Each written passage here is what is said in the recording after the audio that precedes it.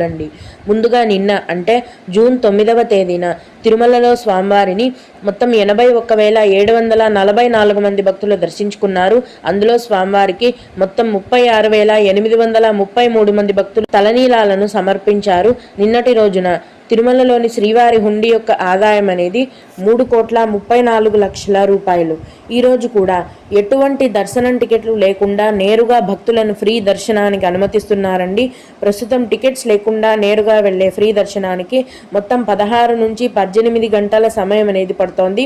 అలాగే తిరుపతిలో ఇచ్చే సర్వ దర్శనం టికెట్లను తీసుకొని దర్శనానికి వెళ్లే భక్తులకు దర్శనానికి 4 నుంచి 5 గంటల సమయం అనేది పడుతోంది.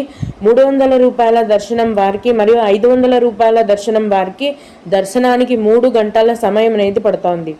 అలాగే ఈరోజు కూడా చిన్నపిల్లల సుపదం ఇన్ఫాంట్ దర్శనం అనేది ఉందండి. ప్రస్తుతం సుపదం ఇన్ఫాంట్ దర్శనానికి 1 గంట సమయం